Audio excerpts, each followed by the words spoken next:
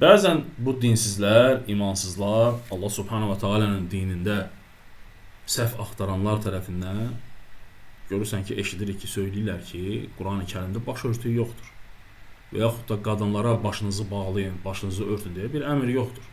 Hətta bəziləri daha irəli gedərək söyləyirlər ki, əgər varsa, gətirin, göstərin, biz başımızı örtərək.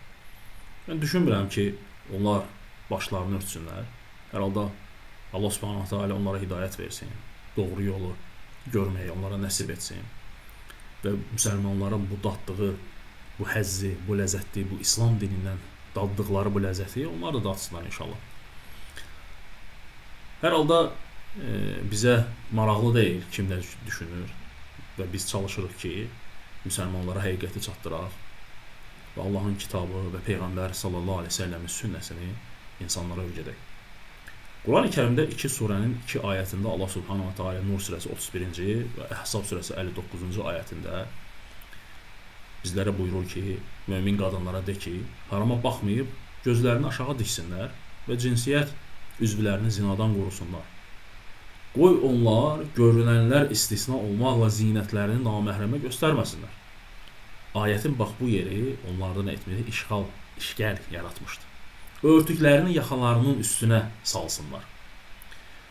Əhzab surəsində isə Allah Taala buyurur ki, ey Peyğəmbərim, zövcələrinə, qızlarına və möminlərin xanımlarına de ki, naməhrəm yanında çarşabları ilə nə etsinlər? Örtünsünlər.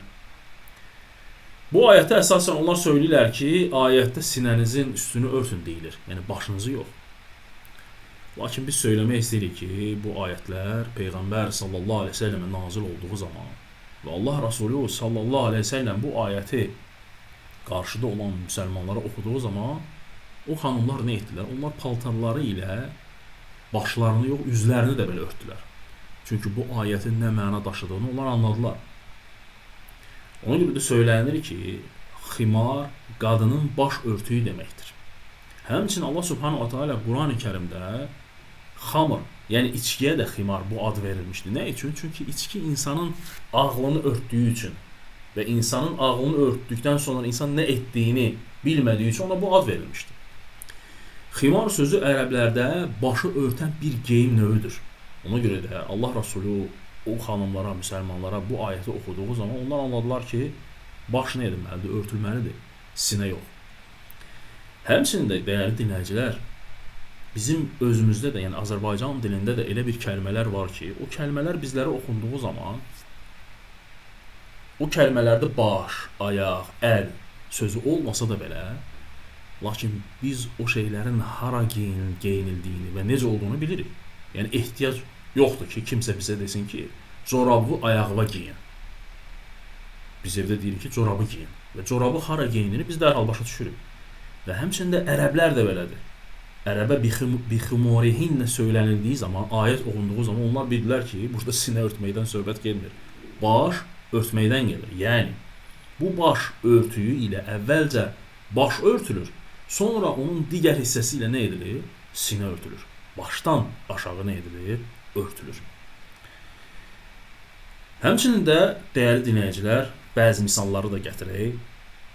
Necə ki, bizdə olan sözlərdən şarfığı bağla və yaxud da papağını qoy və yaxud da kəlağayını bağla, əlcəyini geyin.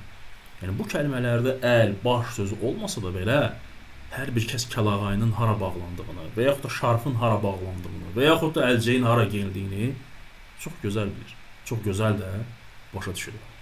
Ona görə də elhamdülillah Qurani-Kərimdə Allah Subhanahu va Taala qadınlara başlarının örtməsini, yəni hicab, əl və üz müstəsna olmaqla digər əzalarının bağlanması əmri vardı, narahat olma. Allah'a əmanət olun. Esselamu aleykum və rəhmətullahi və barakatuhu.